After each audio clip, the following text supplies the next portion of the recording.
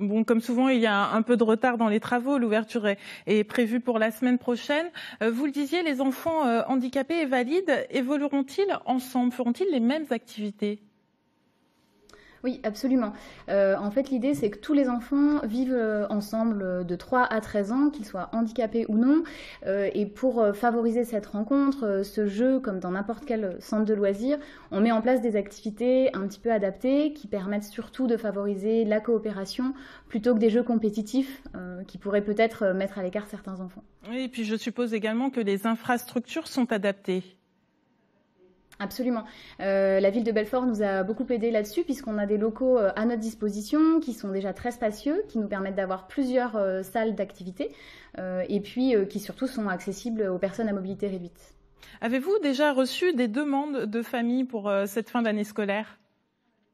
Oui, bien sûr.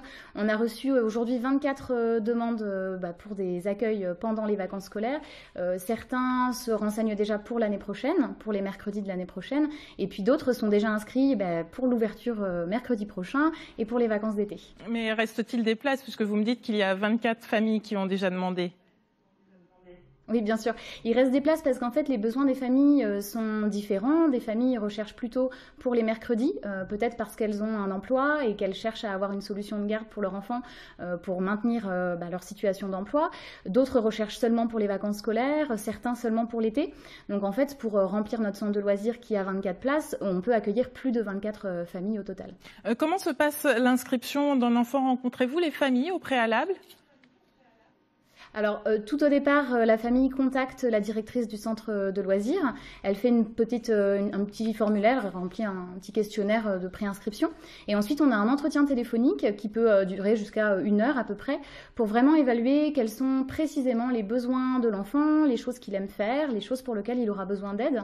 Et suite à ça, on va pouvoir adapter notre encadrement, en fait, avoir des animateurs compétents, formés, qui vont pouvoir accompagner les enfants vraiment en fonction de chaque besoin. Oui, c'est ça, le personnel est également formé et spécialisé, je suppose. Tout à fait. En fait, on a décidé de recruter une directrice qui est éducatrice spécialisée. C'est le cas sur tous nos centres loisirs pluriels partout en France. En fait, la volonté, c'est de se dire que cette éducatrice, elle va être déjà formée quand même à accueillir des enfants, quel que soit leur handicap.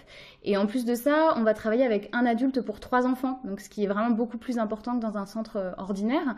Et la dernière chose qui est bien importante aussi, c'est la formation. Chaque animateur qui travaille à Loisirs Pluriels bénéficie d'une journée de formation 3 fois dans l'année pour se former sur l'autisme, les troubles du comportement, la communication, la langue des signes, la gestion des situations d'urgence. Enfin, vraiment tout ce qui peut rencontrer, ce que rencontre un animateur en fait sur un centre Loisirs Pluriels. Merci d'être venu nous présenter donc le centre de loisirs de Belfort qui ouvre ses portes donc le 17 juin prochain. Merci à vous.